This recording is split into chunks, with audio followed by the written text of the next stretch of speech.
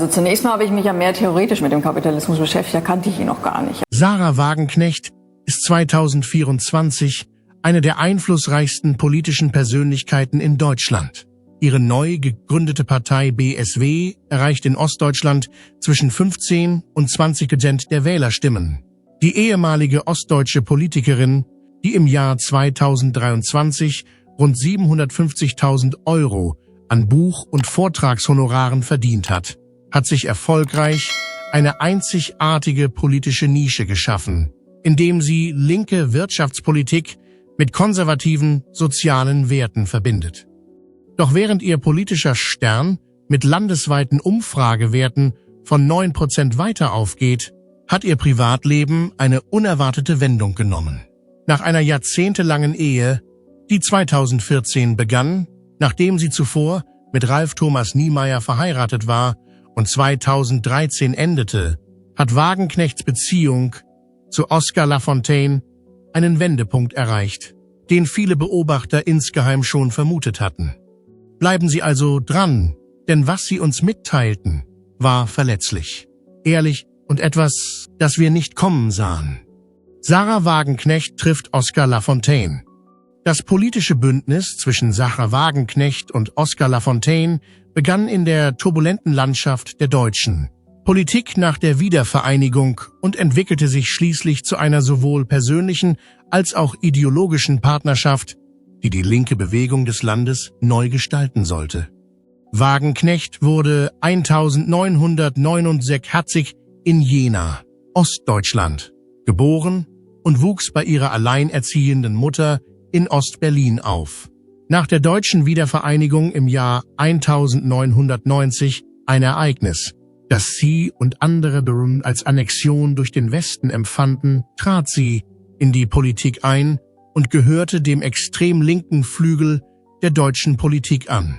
Ursprünglich strebte Wagenknecht nach ihrem Philosophie- und Literaturstudium eine akademische Laufbahn an, doch nach der Lektüre von Thomas Manns Dr. Faustus, die sie dazu inspirierte, sich mit der Welt auseinanderzusetzen. Anstatt isoliert zu arbeiten, änderte sich ihr Weg grundlegend. Ursprünglich wollte ich nur geisteswissenschaftlich arbeiten, erklärte Wagenknecht einmal, aber dann hatte ich das Gefühl, dass ich wie Leverkühn enden könnte, wenn ich diese Art von Arbeit isoliert mache, losgelöst von dem, was in der Welt um mich herum passiert, und bezog sich damit auf den Protagonisten des Romans, der einen Pakt mit dem Teufel eingeht. 1991 trat Wagenknecht offiziell in die Politik nach der Wiedervereinigung als Mitglied der kommunistischen Plattform innerhalb der späteren deutschen Linkspartei ein. Während ihrer frühen politischen Karriere wurde sie als Stalins Tochter bezeichnet, weil sie die ehemalige Deutsche Demokratische Republik als das friedlichste und menschenfreundlichste Gemeinwesen, das die Deutschen in ihrer gesamten bisherigen Geschichte geschaffen haben, verteidigte. Oscar Lafontaine, geboren 1943, hat einen ganz anderen politischen Weg eingeschlagen. 4 Jahrzehnte lang war er eine prominente Figur in der Sozialdemokratischen Partei, SPD, und diente als Parteivorsitzender und Finanzminister unter Bundeskanzler Gerhard Schröder. Seine Karriere in der SPD fand ein jähes Ende, als er 1999 aus der Regierung ausschied und 2005 aus der Partei austrat, weil sie durch den Sozialabbau die Interessen der Arbeiterschaft verraten habe. Ihre politischen Wege kreuzten sich im Jahr 2007, als Lafontaines SPD-Splitterpartei mit der Partei des Demokratischen Sozialismus, PDS, zur Partei Die Linke fusionierte. Wagenknecht trat in den Vorstand dieser neu gegründeten Partei ein und war damit in unmittelbarer Nähe zu Lafontaine, der neben Lothar Bisky einer der Gründungsvorsitzenden wurde. Obwohl sie schließlich zu politischen Verbündeten wurden, gingen Wagenknecht und Lafontaine von völlig unterschiedlichen Positionen aus. Sie stand ihm einst sehr kritisch gegenüber und bezeichnete Lafontaine zu Beginn ihrer Karriere lediglich als Sozialdemokraten, ein Begriff, der aus ihrer kommunistischen Sicht kaum schmeichelhaft war. Dennoch glichen sich ihre politischen Weltanschauungen allmählich an, als Lafontaine nach seinem Austritt aus der SPD weiter nach links rückte und Wagenknechts harte kommunistische Ansichten zu mäßigen begannen. Laut Gregor Gysi, Wagenknechts Vorgänger als Fraktionsvorsitzender der Linken, wurden die beiden schließlich ideologisch zu einem Ganzen, obwohl er anmerkte, dass Wagenknecht schon lange vor der Begegnung mit Oskar ein Radikaler war. Von 2010 bis 2014 war Wagenknecht stellvertretende Parteivorsitzende der Partei Die Linke und erhielt 75% der Stimmen, ein Beweis für ihren wachsenden Einfluss. In dieser Zeit machte Lafontaine keinen Hehl daraus, dass seine ideologischen Positionen eher mit denen Wagenknechts übereinstimmten als mit denen der PDS-Reformer. Die Pragmatismus und das Streben nach Macht in Ostdeutschland favorisierten. Ihre gemeinsame politische Vision manifestierte sich auch in ihrer Haltung zu Einwanderung und Grenzen, Positionen, die innerhalb der Partei Die Linke zu Kontroversen führten. Beide äußerten sich skeptisch gegenüber offenen Grenzen, wobei Lafontaine aus einer traditionellen sozialdemokratischen Perspektive heraus argumentierte, dass massive Einwanderung als Instrument zur Lohndrückerei eingesetzt werden könnte. Diese Position war nicht in Rassismus oder deutschem Chauvinismus verwurzelt, sondern spiegelte seine seit langem bestehende Sorge um den Schutz deutscher Arbeitnehmer wider. Im Jahr 2013 entwickelte sich aus Wagenknechts und Lafontaines politischer Partnerschaft eine Liebesbeziehung, die 2014 in ihrer Heirat gipfelte. Zu diesem Zeitpunkt hatten sie sich bereits als einflussreiche Stimmen innerhalb der Partei Die Linke etabliert, die häufig die Mainstream-Positionen der Partei in Frage stellten und für eine traditionelle linke, arbeitnehmerorientierte Agenda eintraten. Ihre Ehe symbolisierte mehr als nur eine persönliche Verbindung. Sie stand für die Verbindung ost- und westdeutscher linker Traditionen, für die Überbrückung verschiedener Generationen und politischer Erfahrungen in einer einheitlichen Vision für die deutsche Linksbewegung. Diese Partnerschaft sollte den Grundstein für zukünftige politische Unternehmungen legen, darunter ihre umstrittene Bewegung Aufstehen und schließlich Wagenknechts Partei Bündnis Sarah Wagenknecht. Wenn Sie sich für die wahren Geschichten hinter den öffentlichen Persönlichkeiten interessieren, Geschichten, die die menschliche Seite unserer mächtigsten Persönlichkeiten zeigen, abonnieren und einer Gemeinschaft beitreten, die nach der Wahrheit unter der Oberfläche sucht. Das Paar gibt 2014 seine Heirat bekannt. Die offizielle Bekanntgabe der Heirat von Sarah Wagenknecht und Oskar Lafontaine im Dezember 2014 markierte den Höhepunkt einer Beziehung, die die deutschen politischen Medien bereits seit Jahren beschäftigt hatte. Nachdem Lafontaine am 12. November 2011 überraschend öffentlich erklärt hatte, er und Wagenknecht seien enge Freunde geworden, gab sich das Paar schließlich am 22. Dezember 2014 das Eheversprechen und machte damit offiziell, worüber in politischen Kreisen schon lange spekuliert worden war. Die deutsche Presse griff die Verbindung der beiden prominenten linken Persönlichkeiten sofort auf, und sowohl Boulevardzeitungen als auch seriöse Zeitungen berichteten ausführlich über die Geschichte. Die Beziehung der beiden hatte bereits seit 2011 großes Medieninteresse hervorgerufen, als beide zugaben, sich von ihren jeweiligen Ehepartnern getrennt zu haben, um zusammen zu sein. Für Wagenknecht bedeutete dies das Ende ihrer Ehe mit dem Geschäftsmann Ralf Thomas Niemeyer, den sie im Mai 1997 geheiratet hatte. Die Medien behandelten das Paar als politische Prominente, zumal ihre Beziehung eine faszinierende Machtdynamik innerhalb der Partei Die Linke darstellte. Wenn sich zwei Prominente zusammentun, verdoppeln sie nicht nur ihre öffentliche Wirkung, sondern multiplizieren sie um ein Vielfaches, erklärte ein Medienpsychologe dem Magazin Focus. Dieser Multiplikationseffekt zeigte sich in ihrer erhöhten Sichtbarkeit in Fernsehtalkshows und in den Printmedien. Die Bild-Zeitung hatte Wagenknecht bereits als die schöne Kommunistin betitelt, während andere Publikationen Vergleiche zwischen ihr und Rosa Luxemburg anstellten und Ähnlichkeiten im Aussehen feststellten, da Wagenknecht ihr Haar hochgesteckt trägt und lange, fließende Röcke bevorzugt, wie die historische deutsche linke Heldin. Lafontaine hingegen wurde als altgedienter Politiker dargestellt, der in dramatischer Weise von der SPD übergelaufen war, um die Linke mitzugründen. Ihr Altersunterschied von 26 Jahren wurde zu einem weiteren Faszinosum für die Medien. Zum Zeitpunkt ihrer Heirat war Wagenknecht 45 Jahre alt, während Lafontaine 71 Jahre alt war, ein Altersunterschied, den Kommentatoren manchmal dazu nutzten, ihre Beziehung als die eines Mentors und eines Schützlings zu charakterisieren. Einige Publikationen spekulierten über die politischen Ambitionen des Paares. Das Magazin Stern schrieb, sie seien ein Paar mit einer Mission und meinte, er will ein Comeback, sie will aufsteigen. Interessanterweise schien Wagenknechts ehemaliger Ehemann die neue Beziehung zu unterstützen. Niemeyer schrieb in seinem Blog, dass er sich ihre Ehe bereits zu einer auf Freundschaft basierenden Liebe entwickelt habe und dass Wagenknechts Enthüllung über Lafontaine für mich kein Schock war, sondern mehr oder weniger erwartet wurde. Die Heirat von Wagenknecht und Lafontaine hatte für die zersplitterte deutsche Linke eine tiefe symbolische Bedeutung.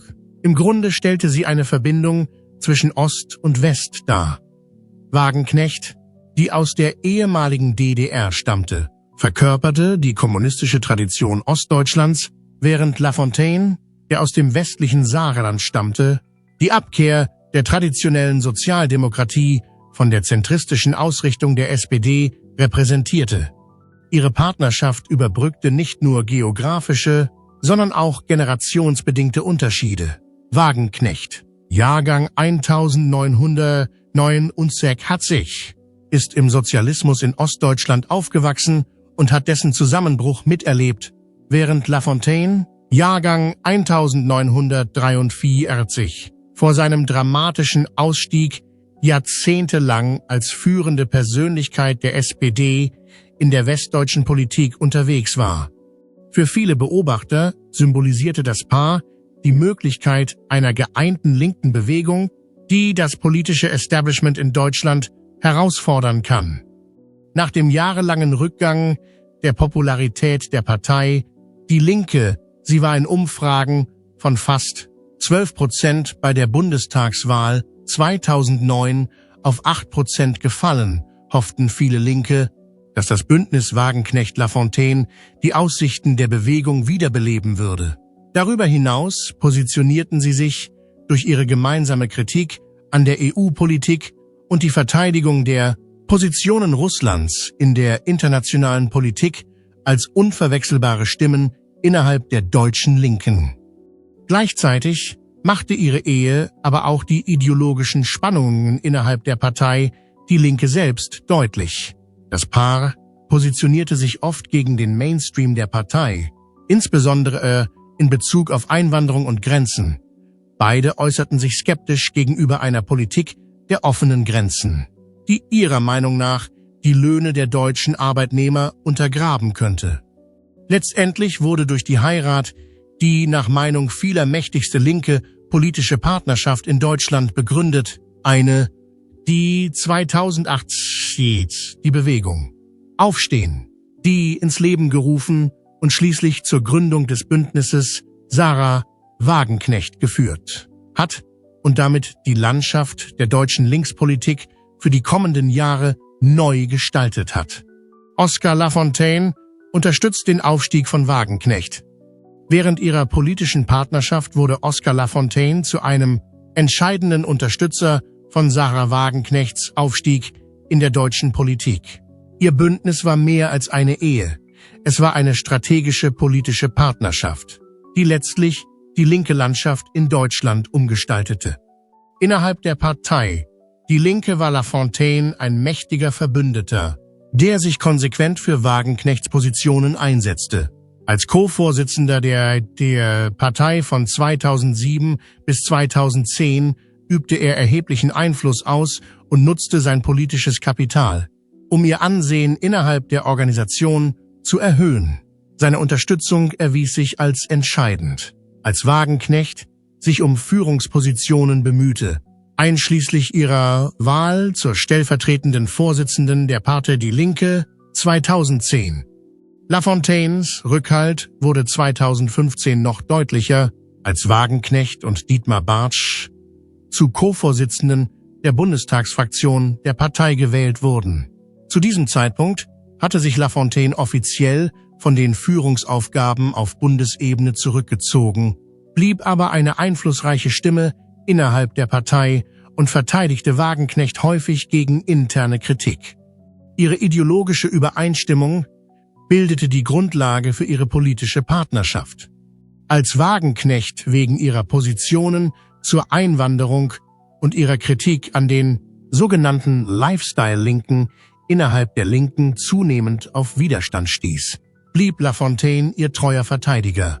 Er kritisierte die Parteiführung häufig dafür, dass sie sich von Wagenknechts Positionen distanzierte und argumentierte, dass sie die traditionellen linken Wähler im Stich lasse.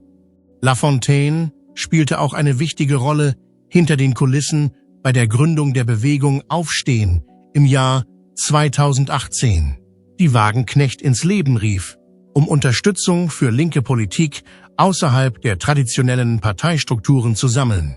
Auch wenn diese Initiative letztlich scheiterte, ebnete sie den Weg für die Gründung des Bündnis Sahra Wagenknecht, BSW, im Jahr 2023.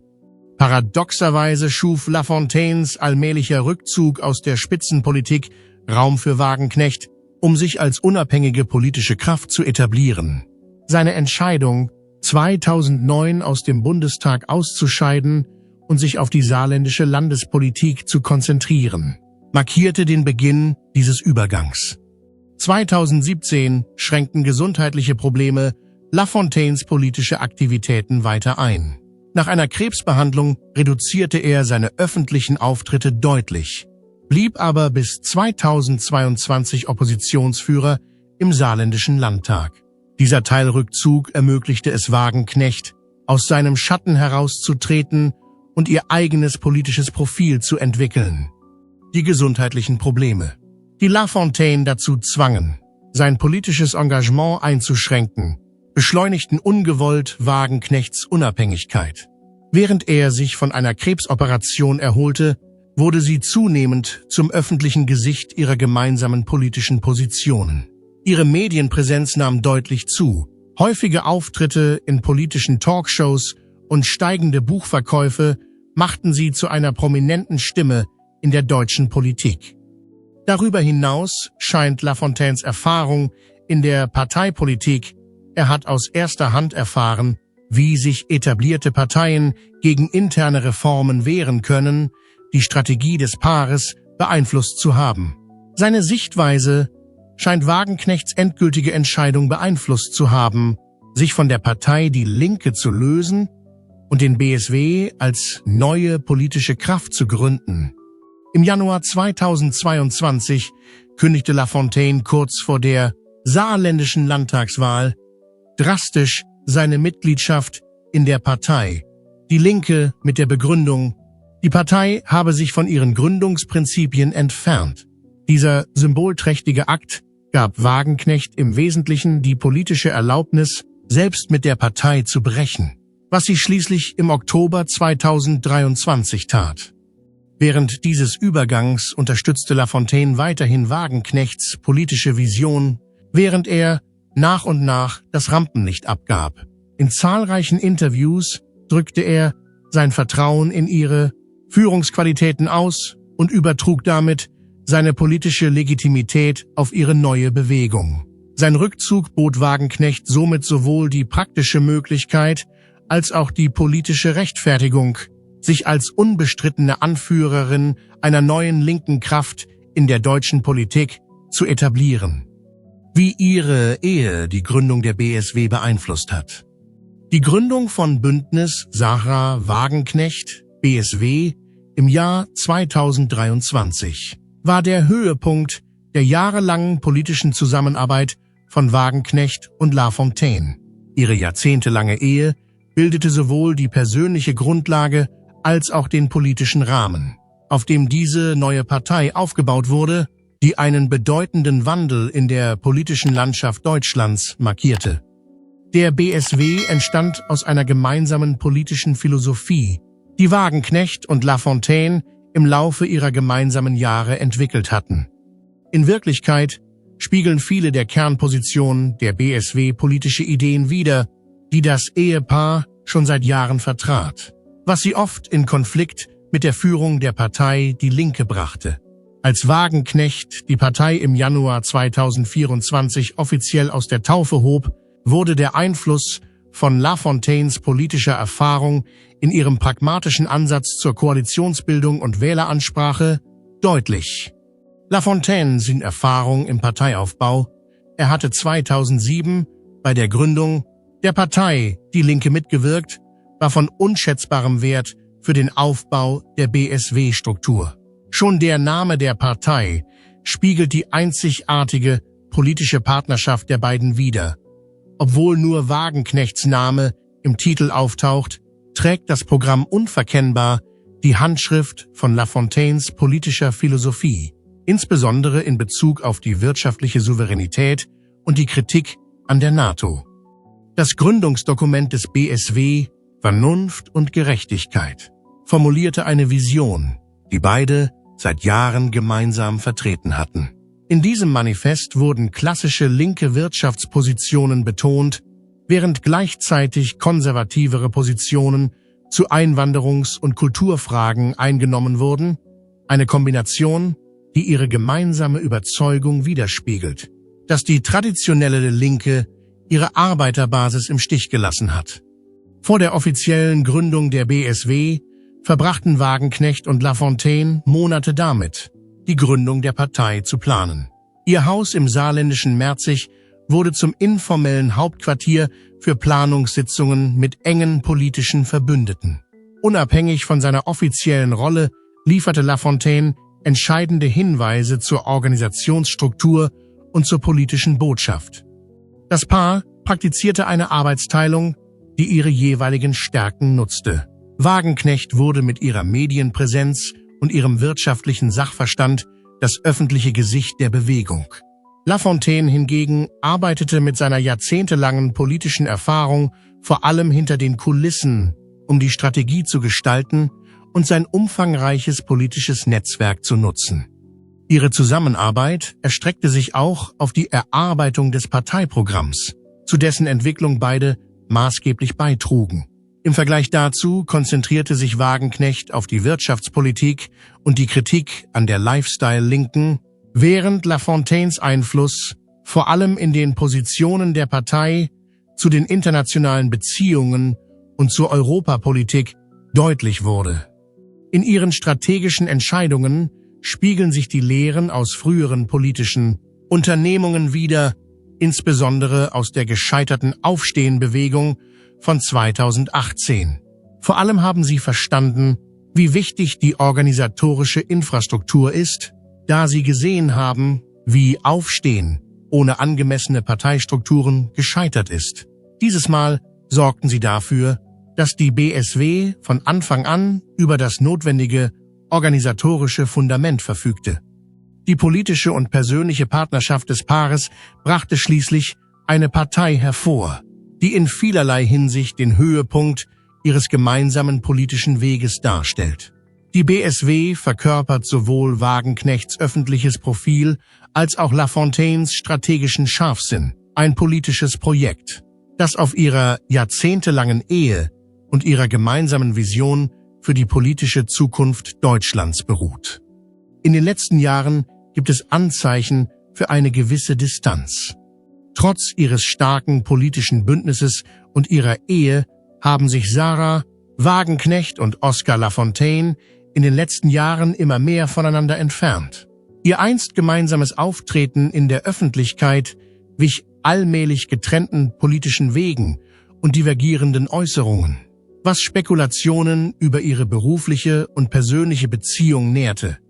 Ab 2020 wurde Wagenknecht im Parlament merklich weniger aktiv. obwohl sie weiterhin häufig von deutschen Medien interviewt wurde.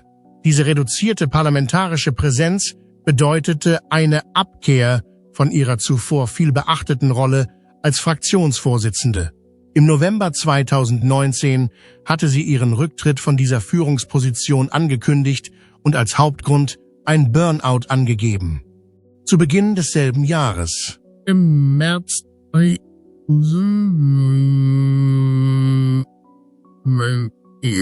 hatte sich Wagenknecht bereits von ihrer Führungsrolle in der von ihr mitbegründeten Aufstehbewegung zurückgezogen. Sie begründete diese Entscheidung mit persönlichem Arbeitsdruck und meinte, die Bewegung sei durch die Einbindung in eine politische Partei eingemauert worden. In dieser Zeit verschwanden die gemeinsamen Auftritte des Paares, das früher häufig bei Parteiveranstaltungen und Medieninterviews zu sehen war, fast völlig aus der Öffentlichkeit. Während Wagenknecht und Lafontaine zuvor regelmäßig gemeinsam in den Medien und in Talkshows aufgetreten waren, gingen sie zunehmend getrennten öffentlichen Engagements nach. Der dramatischste Hinweis auf die wachsende politische Distanz zwischen den beiden kam im März 2022, als Lafontaine kurz vor der saarländischen Landtagswahl formell seine Mitgliedschaft in der Partei Die Linke kündigte. Mit diesem symbolträchtigen Akt trennte er sich offiziell von der Partei, die er mit aufgebaut hatte, während Wagenknecht noch 1,5 Jahre Mitglied blieb. Im Laufe der Zeit traten deutliche Unterschiede im politischen Tonfall zwischen dem Paar zutage. Wagenknechts Kritik an der Partei. Die Linke konzentrierte sich zunehmend auf das, was sie als die Abkehr der Partei von traditionellen linken Wählern zugunsten einer wachen Identitätspolitik ansah. Sie behauptete wiederholt, dass wichtige soziale Themen wie gute Löhne, gute Renten nicht mehr im Fokus der Partei stünden. Im Gegensatz zu ihrer früheren revolutionären Rhetorik entwickelte Wagenknecht das, was Kritiker als eine Kombination aus linker Wirtschaft und konservativen sozialen Werten beschrieben. Sie kritisierte zunehmend die Einwanderungspolitik und sprach sich öffentlich gegen das deutsche Gesetz von 2023 aus, das die Änderung des rechtlichen Geschlechts erleichtern sollte, Positionen, die zu Spannungen innerhalb der Partei Die Linke führten. Lafontaine, der früher als ihr stärkster Verteidiger in Erscheinung getreten war, wurde in Bezug auf ihre kontroversen Positionen zunehmend stiller. Anstatt wie früher gemeinsame Standpunkte zu vertreten, artikulierte nun jeder seine Ansichten separat, gelegentlich mit subtilen Unterschieden in der Betonung. Ende 2021 verdichteten sich die Spekulationen, dass Wagenknecht möglicherweise ihre eigene Partei gründen könnte. Medienberichte wiesen auf wachsende Konflikte innerhalb der Partei Die Linke hin und legten nahe, dass sich ihre Fraktion und andere gleichgesinnte Gruppen abspalten könnten. Anders als in den vergangenen Jahren, in denen Lafontaine in solchen Diskussionen eine wichtige Rolle spielte, konzentrierten sich diese Berichte fast ausschließlich auf Wagenknecht. Der Höhepunkt dieser wachsenden Distanz kam Ende 2023, als über 50 Mitglieder der Partei Die Linke einen Antrag auf Wagenknechts Ausschluss aus der Partei einreichten, nachdem sich die Spekulationen über die Gründung einer neuen politischen Organisation durch sie verdichtet hatten.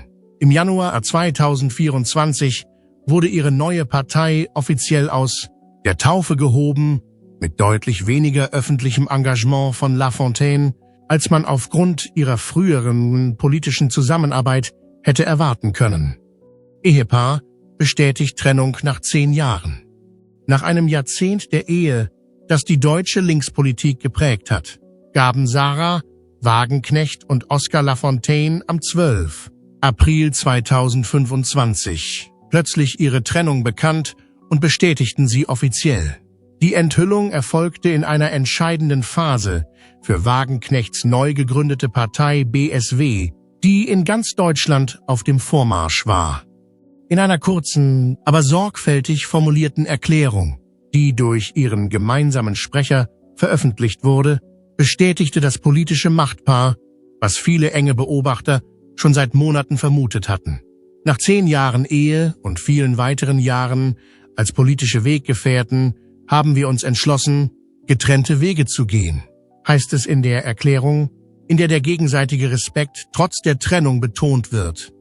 Die Ankündigung unterstreicht die anhaltende politische Übereinstimmung der beiden Parteien in wichtigen Fragen. Auch wenn sich unsere persönlichen Wege nun trennen, bleiben wir den politischen Werten verpflichtet, die uns zusammengeführt haben: wirtschaftliche Gerechtigkeit, Friedensdiplomatie und denjenigen eine Stimme geben, die von der etablierten Politik zurückgelassen wurden. In der Erklärung wurden keine konkreten Gründe für die Trennung genannt, sondern lediglich persönliche Differenzen, die sich im Laufe der Zeit entwickelt haben. Wagenknecht, heute 56 Jahre alt, und Lafontaine, 82 Jahre alt, baten um Vertraulichkeit in Bezug auf ihr Privatleben und bekräftigten gleichzeitig ihr fortgesetztes politisches Engagement. Überraschenderweise enthielt die Erklärung ein subtiles Eingeständnis, dass sich auch ihre politische Zusammenarbeit verändern würde. Während wir unabhängig voneinander vorankommen, vertrauen wir darauf, dass das Fundament, das wir gemeinsam aufgebaut haben, weiterhin als Rahmen für einen sinnvollen politischen Wandel in Deutschland dienen wird. Diese Formulierung deutet auf eine Verringerung ihrer direkten Zusammenarbeit hin, auch wenn sie ihre ideologische Ausrichtung beibehalten. Die Nachricht von der Trennung beherrschte die politische Berichterstattung in Deutschland, wobei die großen Zeitungen sowohl den persönlichen als auch den politischen Implikationen umfangreiche Analysen widmeten. Der Spiegel untersuchte in einem ausführlichen Beitrag, wie die persönliche Beziehung des Paares ihren politischen Werdegang beeinflusst hat, während die Frankfurter Allgemeine die Trennung als das Ende einer Ära in der deutschen linken Politik bezeichnete. Die Reaktionen in den sozialen Medien reichten von Sympathiebekundungen bis hin zu Spekulationen über mögliche Auswirkungen auf Wagenknechts BSW-Partei. Da Wagenknecht die Partei erst wenige Monate zuvor mit Lafontaines Unterstützung hinter den Kulissen gegründet hatte, kamen sofort Fragen über die Auswirkungen der Trennung auf die Ausrichtung und den internen Zusammenhalt der Partei auf. Politische Analysten sahen den Zeitpunkt für die BSW als potenziell problematisch an, da sich die Partei nach starken Ergebnissen bei ostdeutschen Landtagswahlen gerade als ernstzunehmende politische Kraft etablierte. Der Meinungsforschungsexperte Manfred Güllner von Forsa bemerkte, die Identität der Partei ist so eng mit den beiden Figuren verbunden, dass die Anhänger den Zusammenhalt der Partei in Frage stellen könnten. Die anderen Politiker respektierten weitgehend die Privatsphäre des Paares. Nur einige wenige Oppositionspolitiker äußerten sich öffentlich. CDU-Generalsekretär Carsten Linnemann ging kurz auf die Nachricht ein und erklärte lediglich, dass persönliche Angelegenheiten unabhängig von politischen Differenzen persönlich bleiben sollten. Innerhalb der BSW selbst versicherten die Parteifunktionäre ihren Mitgliedern und Anhängern sofort, dass die Trennung keine Auswirkungen auf die Arbeit oder das Programm der Partei haben würde. In einer internen Mitteilung, die den deutschen Medien später zugespielt wurde, betonten Mitglieder des BSW-Vorstands, dass die Partei auf ihrem eigenen philosophischen Fundament steht, unabhängig von persönlichen Beziehungen. Insgesamt bedeutete die Bestätigung das endgültige Ende einer Partnerschaft, die die deutsche linke Politik mehr als ein Jahrzehnt lang geprägt hatte, und schuf Unsicherheit darüber, wie beide Persönlichkeiten ihre politische Zukunft unabhängig voneinander gestalten würden, was ihre Beziehung über die deutsche Politik verrät. Die jahrzehntelange Partnerschaft zwischen Sarah Wagenknecht und Oskar Lafontaine bietet einzigartige Einblicke in die sich entwickelnde Dynamik der deutschen Politik und offenbart insbesondere breitere Muster innerhalb der zersplitterten linken Landschaft des Landes. Die Ehe zwischen Wagenknecht und Lafontaine ist ein Beispiel dafür, wie persönliche Beziehungen und politische Allianzen in der deutschen Linken oft miteinander verwoben sind. Ihre Verbindung vervielfachte ihre Wirkung in der Öffentlichkeit nicht nur, wie der Medienpsychologe Jo Groebel feststellte. Dieser Vergrößerungseffekt machte sie zu einem politischen Machtpaar, dessen Einfluss weit über ihre individuellen Fähigkeiten hinausging. Ihre Beziehung steht für ein wiederkehrendes Muster in der linken Politik, bei dem sich ideologische Partnerschaften häufig zu persönlichen Partnerschaften entwickeln. Als Führungspersönlichkeiten mit einer Mission überbrückte ihre Ehe symbolisch die Ost-West-Grenzen und verband Wagenknechts DDR-Hintergrund mit Lafontaines westdeutscher sozialdemokratischer Tradition. Doch diese Verschmelzung von Persönlichem und Politischem führte zu Schwachstellen. Mit der Schwächung ihrer Ehe wurde auch ihr politisches Bündnis belastet, was zeigt, wie sehr diese Beziehungen miteinander verflochten sind. Die meisten Anhänger betrachteten die beiden als ein ideologisch integriertes Ganzes, sodass eine Trennung die politischen Strukturen, die auf ihrer Partnerschaft aufbauten, potenziell destabilisieren konnte. Die Entwicklung der Beziehung von Wagenknecht und Lafontaine verläuft parallel zur allgemeinen Zersplitterung der deutschen Linken. Von ihrer Heirat während der Hochphase der Linken bis zu ihrer Trennung während der Gründung der BSW spiegelt ihr persönlicher Weg die Unfähigkeit der Linken wider, ihren Zusammenhalt zu bewahren. In der Tat befindet sich die deutsche Linke seit Jahrzehnten in einem Zustand der Zersplitterung. Die Zersplitterung begann mit dem Aufstieg der Grünen in den frühen 1980er Jahren, wurde aber mit der Gründung von Die Linke unübersehbar. Die Gründung des BSW nach Wagenknechts Austritt aus der Partei Die Linke im Jahr 2023 setzt dieses Muster fort und führt zu einem, wie Jan Tschechau es nannte, massiven und schnellen Wandel in der politischen Landschaft Deutschlands. Ihre Geschichte veranschaulicht die grundlegende Herausforderung, vor der die deutsche Linke steht, die Unfähigkeit, unterschiedliche Wählergruppen zu vereinen. Wie Lafontaine selbst feststellte, müsste eine erfolgreiche linke Bewegung Arbeiter, Langzeitarbeitslose, wohlhabende Umweltschützer, Menschenrechtsaktivisten, Alleinerziehende und Deutsche mit sehr unterschiedlichem kulturellen Hintergrund zusammenbringen, eine Aufgabe, die sich innerhalb der bestehenden Strukturen als unmöglich erwies. Die Zersplitterung setzt sich heute fort, wobei BSW, die Linke, SPD und Grüne um Teile der linken Wählerschaft konkurrieren. Exit-Polls zeigen, dass die Linke bei den letzten Wahlen 25% der jungen Wähler gewonnen hat, während die BSW sowohl linke als auch rechte Wähler um Wagenknechts Linkskonservatismus anzieht, was zu ideologischer Verwirrung führt, da die traditionellen politischen Grenzen verschwimmen. Wie Sarah Wagenknecht allein vorankommt. Nach der Bundestagswahl 2025 steht Sarah Wagenknecht vor der vielleicht größten Herausforderung ihrer politischen Karriere, da sie den Weg ohne ihren langjährigen politischen Partner und Ehemann gehen muss. Die Bundestagswahl 2025 versetzte Wagenknechts politischen Ambitionen einen vernichtenden Schlag. Ihr neu gegründetes Bündnis Sarah Wagenknecht, BSW, erhielt im vorläufigen Ergebnis 4,97% und im endgültigen Ergebnis 4,98% und lag damit nur knapp unter der für eine parlamentarische Vertretung erforderlichen 5%-Hürde. Dieses knappe Verfehlen bedeutet, dass Wagenknecht ab 2025 kein öffentliches Amt mehr bekleidet. Nach diesen Ergebnissen stellte Wagenknecht öffentlich die Rechtmäßigkeit der Wahl in Frage, drohte mit rechtlichen Schritten und behauptete, viele deutsche Wähler im Ausland hätten ihre Stimmzettel aufgrund der knappen Fristen nicht erhalten.